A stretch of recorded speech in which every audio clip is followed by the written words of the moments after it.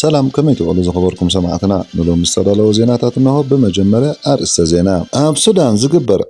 عد ورقي تهاجر عند منش فاينانس خونكم زلو زقلت حبرة اوروبا هابتا هاجر زاعتون ساقاقرن ورقي كأقد وسينو كل التقرأي تمهارة 10 تقلت غفلي كساب حجفتنا كم دي وصدو تقليتو كم اون دهاي وانش عالم حزنا لكم قريبنا لنا ان شاء الله سبسكرايب بمقبار قسام موداتا مدبنا قتكاتاتو لنا بخبري نعلمكم كاب السودان زقبر عد ورقي عميازي قلتشان 23 زتولع كينات حد تهاجر عند منش محفاظ فاينانس خونكم زلو زقلت حبرة اوروبا كابتا هاجر زاعتون ساقاقرن ورقي كأقد وسينو منغو سرع سراوي السودان دعم سريعين سفترة قجت حدا قبتم زخوفو سبعة وقلاولات عالم زبقسيهم نزي سعيبو على 14 مليون سوات كام مربطهم كسددو كم استقددو يفلات السودان دما حنت قبتن عبيتا افريتي ورك افريكا مخنايو زفلات زسفيح حبتي ازي نخلتي امو قنات وسان منش اوتوت كوينهم زلو زقلصا قجله تطابقت مسلاتون سلا زخونه منيسترات قدايات وصا حبرة اوروبا نزي قدا ازي انت لاي ابعدنا ورقي بسفي حز تقملو كيميكالاتن ميركورن ساينايدن ناب السودان كيلا اخو اصريقهم اللو مسارات كيلاتات حبرات هاجراتن كالوت تنتن لعل فرق ورق السودان ببع عمتو قبت هاجر بكونتراباند يوصالو قال قمتا دما تاهاز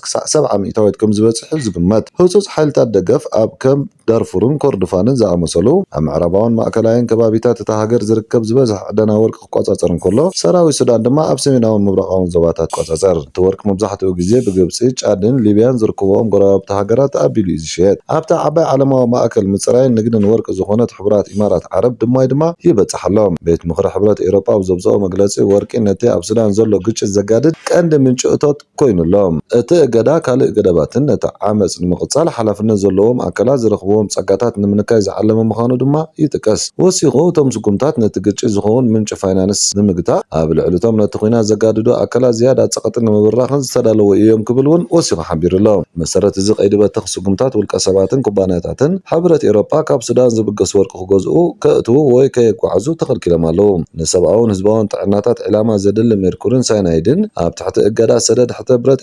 ኤውሮጳ ኣይወደቐን እዚ ዳሕረዋይ ገደባት ነቲ ድሮ ነቲ ግጭት ብምግዳድ ዝተኸሰሱ ውልቀ ሰባት ኣካላት ዕላማ ዝገበረ ሰፊሕ ስርዓት እገዳ ሕብረት ኤውሮጳ ዘስፊሕ እዩ ይኹን እምበር ዓበይቲ ዓለም ለኻዊ ማእከላት ንግዲ ወርቅን ዞባዊ መተሓላለፊ መስመራትን እውን ኣንጻር ዘይሕጋዊ ወርቂ ሱዳን ኣተጋባብራ እንተዘይኣጽኒዖም እቲ እገዳ ጥራይ ነቲ ንግዲ ደው ከብሎ ተኽእሎ ከምዘየለ ክኢላታት ተጠንቅቑለዉ ትካላት ትረድኤት ኣብ ሱዳን ልዕሊ 28 ሚልዮን ሰባት ጽዑቕ ጥሜት ከም ዘጋጥሞም ኣብ ዝግምተሉ ዘለዉ እዋን ደገፍቲ ናይዚ ዓለም ለኻዊ ግጭት ዝፃወትዎ ዘለዉ ተራ ደው ንኸብሉ ዝግበር ዓለም ለኻዊ ጸቕጢ እናወሰኸ ይመጽእ ኣሎ ኣብ ክልል ትግራይ ኣብ ጉዳይ ሃገራዊ ፈተና ተማሃሮ 12 ክፍሊ ብዝምልከት ቢሮ ትምህርቲ ትግራይን ሃገራዊ ኣገልግሎት ፈተናን ምዘናን ትምህርትን ዝተፈጥረ ምስሓብ ነዚ ፈተና ክዳለዉ ዝጸንሑ ተማሃሮ ከምኡውን ወለድን መምሃራንን ኣብ ሻቅሎት ጥሒሎም ኣለዉ ፈተና ዝወሃበሉ ዕለት ካብ 1 ሓምለ ዓመተ ምህረት ግእዝ ከም ዝተቐየረን ፈተናን ኣብ ትኽልል ከም ዘይተለኣኸን ዝምጉት ቢሮ ትምህርቲ ትግራይ ናይ በዓል ፈተና ኣዳሊም ተማሃሮ ከም ዝፍትን ምግላጹ ይዝከር እዩ ሃገራዊ ኣገልግሎት ፈተናን ምዘናን ትምህርትን ድማ ወረቐት ንዝፍተኑ ተማሃሮ 12 ክፍሊ ካብ 22 ክሳብ 24 ሓምለ ዓመተ ምህረት ኣቆጻጽራ ኢትዮጵያ ከም ዝፍትን ወግዓዊ ገይሩ ነይሩ እዩ ሚኒስተር ካብቲ ሃገራዊ ስርዓተ ፈተና ወጻኢ ዝወሃብ ዝኾነ ዓይነት ፈተና ተቐባልነት ከም ዘይብሉን ሃገራዊ ኣፍልጦ ከም ዘይወሃቦን ኣጠንቂቑ ነይሩ እዩ ኣብዚ ዓመት እዚ ኣብ ክልል ትግራይ ልዕሊ 29,000 ተማሃሮ ብኦንላይንን ብወረቐትን ሃገራዊ ፈተና 12 ክፍሊ ክወስዱ ተዳልዮም ከም ዝነበሩ መረዳእታታት ይሕብሩ ቅድሚ ሕጂ ብ29 ሰነ 2018 ዓመተ ምህረት ኢትዮጵያ ናብ ዝፍትነሉ ዩኒቨርሲቲታት ኣትዮም 1 ሓምለ 2018 ኣቆጻጽራ ግእዝ ኢትዮጵያ ድማ ፈተና ክሓልፉ ክፍተኑ ተሓባቢሮም ከም ዝነበሩ ዝገልጹ ተፈተንቲ ተማሃሮ እቲ ምስሓብ ስዒቡ ግና ንኸቢድ ስነ ልቦናዊ ጉድኣትን ተስፋ ምቑራፅን ከም ዝተሳጥሑ ገሊፆም ኣለዉ ኣብ ዞባ ሰሜን ምዕራብ ትግራይ ኣብ ከተማ ሰመማ ትመሃር መርሃዊት ግደይ ዝተባሃለት ተማሃሪት ኣብዚ ሃገራዊ ፈተና ጽቡቕ ውፅኢት ንምምጻእ በርቲዓ ከተጽናዕ ጸኒሓ እቲ ን1 ሓምለ ተባሂሉ ዝነበረ ፈተና ከም ዝተቐየረን ቢሮ ትምህርቲ ትኽልል ናይ በዓሉ ፈተና ከም ዘዳለወን ምሰምዓት ግን ኣብ ሰንፈላት ከም ዝኣተወት ገሊፃ ብጭንቀት ክትኮስ ደሊና ኣብ ሰንፈላል ኢና ዘለና ዕለት 22 ሓምለ ክትፍተኑ ኢኹም ንበሃል ናብቶም ናይ ወረዳ መምሃራን እንተደወልና ከዓ ገና መዓልቲ ኣይተወሰነን ይብሉና ኣብ ጎላጉል ኮይና ንጽበ ኣለና ክትብል እውን ኣብሪሃም ክብሮም ጸጋይ ዝተባሃለ ኣብ ዞባ ሰሜን ምዕራብ ካብ ትርከብ ሓንቲ ናይ ገጠር ከባቢ ናብ ከተማ ሰመማ እናተመላለሰ እዩ ክሳብ 12 ክፍሊ ተማሂሩ ካብ ገጠር ናብ ከተማ ነዊሕ ጉዕዞ እናተመላለሰ ዝተማሃሮ ትምህርቲ ኣብዚ ሃገራዊ ፈተና ጽቡቕ ውፅኢት ረኺቡ ናብ ዩኒቨርሲቲ ንኽኣቱ ኣዝዩ ዝተሓንጠየሉ እዋን እዩ ነይሩ ነዚ ኣበርቲዑ ክጸንዕ ከም ዝጸንሐን ካልኦት ተማሃሮውን ኣብቲ ዘበነ ትምህርቲ ብዙሕ ጸገም ተጻዊሮም ኣብዚ ፈተና ዕውታት ዝኾኑን ብዙሕ ጻዕሪ ከም ዝገበሩን ዝሕብር ክብሮም እዚ ምሰሓብ ምሰማዕ ግና ቁሱን ከም ዘይተገብረ ኾነ ይገልጽ። ቅድሚ በቲ ኩነታት ዝተሰበርናዮ ከኣክል መይስና ሕጂ ኣብ መወዳእታ እዚ ገጢምና ዘሎ ዝበለ ክብሮም ኣብ ዘበነ ትምህርቲ መምሃራን መሃያ ይኽፈሎም ስለ ዘይነበረ ተማሃሮ ብውልቆም ክጽዕሩ ከም ዝተገደዱ እዩ ዘብርህ። ኣነ ባዕለይ የፅዕር ነይረ መሊሱ ከምዚ ዓይነት ሞራላዊ ውድቀት ኣብ ኣእምሮና እንተጋጥመና ሕጂ ንዓይ ብጣዕሚ ተስፋ ቆሪፀ ምጽናዕ ገዲፈ ክብል እውን ኣብርሂሎም። ሓላፊ ቢሮ ትምህርቲ ትግራይ ዶክተር ኪሮስ ጉዕሽ ኣብ ዝሓለፈ ሰነ ምስ ሃገራዊ ኣገልግሎት ፈተናን ምዘና ትምህርትን ብምሉእ ምርድዳእ ሰርሑ ከም ዝነበሩ ብምግላጽ ንሚኒስተር ትምህርቲ ኢትዮጵያ ፖለቲካዊ ውሳነታት ከሲስዎሎም። እቲ ብዝሓለፈ ሰነ ካብ ሙሉእ ሃገር ንዝመፁ ፈተንትን ኣተሓባበርትን ኣብ ኣዲስ ኣበባ ብምእካብ ናብ ካልኦት ክልላት ፈተንቲ ሰዲዶም ናብ ትግራይ ግና ከይትኸዱ ጽንሑ ኢሎሞም ብምባል ድሕሪ ምሕጽንታ ብኦንላይን ዝፍተኑ ተማሃሮ 12 ክፍሊ ተማሃሮ ዝፍተኑ ፈተንቲ ከም ዝለኣኹን ኣብ ሰነ ድማ ናይ ኦንላይን ፈተና ከም ዝጀመረን ዝገልጽ ተሓላፊ ብወረቐት ንዝፍተኑ ተማሃሮ ግና ብኦንላይን ይፈተኑ ከም ዝተባሃለን ድሕሪ ድማ መዓልቲ ፈተናን ከም ዝተቐየረን እዩ ሓቢሩ።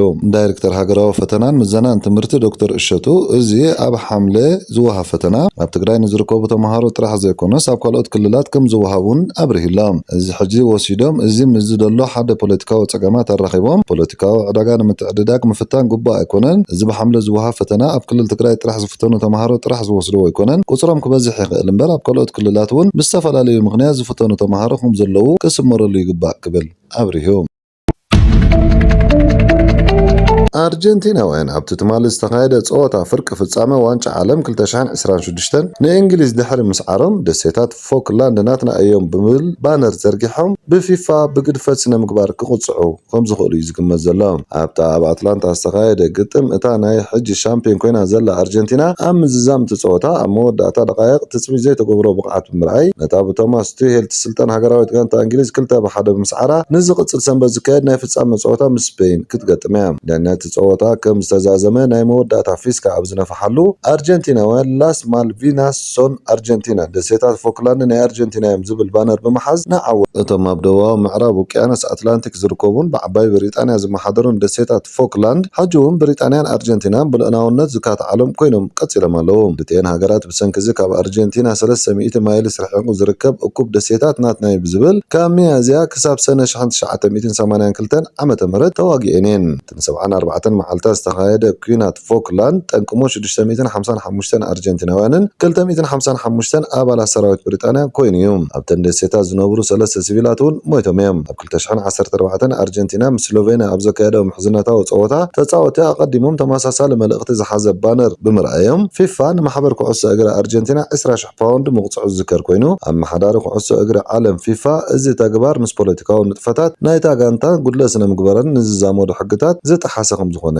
ገሊጹ እዩ። ድሕሪ ናይቲ ረቡዕ ዓወት ምክትል ፕረዚደንት ኣርጀንቲና ቪክቶሪያ ቪላኤር ኣብ ኤክስ ኣብ ዘሕለፈቶ መልእኽቲ ንወተሃደራት ኣርጀንቲና ዘርኢ ብዝመስል ቪድዮ ኣሰንያ እዚ ተራ ጸወታ ኣይኮነን ነይሩ ኢላ። ቪክቶሪያ ፎክላንድ ናይ ኣርጀንቲና እዩ ናብ ስታድየም ሒዝናዮም ከይነኣቱ ክልኪሎምና ዝረስዕዎ ግና ኣብ ደምናን ኣብ ልብናን ከም ዝሓዝናዮም ክትብል እውን ተዛሪባ። እታ ምክትል ፕረዚደንት ቅድሚ እቲ ጸወታ እውን እቲ ጸወታ ፍርቂ ፍጻመ ንወረርቲ ኣብ ቦትኦም ምቕማጥ ብምባል ተዛሪባ ነይራ። ተጻወታ ሃገራዊት ጋንታ ኣርጀንቲና እውን ኣብ መበል 16 ጸወታ ኣውዲቕካ ምሕላፍ ንግብፂ ብዘደንቕ ውጽኢት 3-2 ብምስዓር ድሕሪ ምዕዋቶም ብተመሳሳሊ ብዛዕባ ደሴታት ፎክላንድ እቶም ብሉጻት ተጻወቲ ዲያጎ ማራዶና ሊዮኔል መሲ ዝዝክሩ ጭራሓታት ብሓባር ዘሚሮም እዮም። እንተኾነ ቅድሚ እቲ ጸወታ ፍርቂ ፍጻመ ኣሰልጣኒ ሊዮኔል ስካሎኒ ኩዕሶ እግርን ፖለቲካን ከም ዘይሓናፍጽ ተዛሪቡ ነይሩ እዩ። ሊዮኔል ስካሎኒ እቲ ሓቂ እዚ ኩዕሶ እግሪ እዩ ንነገራት ክሓዋውስ ኣይክእልን ብፍላይ ድማ ቅድሚ ብዙሕ ዓመታት ብዘጋጠመ ነገር ዝተጎድኡ ወገናት ብዘለና ኣኽብሮት ኣንጻሪ ነይሩ ክብል ተዛሪቡ እዩ። ኣብ ታሪኽና እቲ ኣዝዩ ዝሕዝን እዋን ነይሩ እቲ ሓቂ ግና ሕጂ ብዙሕ ክንገብሮ ንኽእል ነገር የለን። ኣብ ካልኦት ሃገራትን ክፍለ ዓመታት ለማትን ከበድቲ ነገራትን ኩናትን ኣጋጥሙ ኣለዉ። ንሕና ድማ ንኩናት ንኹንን ኢና ብርግጽ ነቶም ብኩናት ፎክላንድ ዝተወግኡ ወገናትና ንዝክሮም ኢና። እንተኾነ ዝፀወታ ኩዕሶ እግሪ እዩ ክልቲኡ ክንሓናፍጽ ኣይግባአናን ኢሉ። እቲ እንግሊዝ ኣብ መወዳእታ ደቓይቕ ብኤንዞ ፈርናንደዝ ላውታሮ ማርቲነዝ ዝተመዝገባ 2 ሸቶታት ዝተሰዓረትሉ ጸወታ ፍርቂ ፍጻመ ብሰንኪቲ ኣብ መንጎ ክልቲአን ሃገራት ዘሎ ታሪኻዊ ወጥሪ ኣብ ትሕቲ ጽኑዕ ሓለዋ ጸጥታ እዩ ተኻይዱ። እምበኣር ከዝኸበርኩም ሰማዕትና ሎሚ ዝተዳለወ ዜናታትና ዜና ስፖርትን ኣብ ዝፈጽምና ኣለና። ንቻነልና ሼር ላይክ ሳብስክራይብ እንዳገበርኩም ከተተባብዑና ብኽብሪ ንዕድመኩም ሰላም።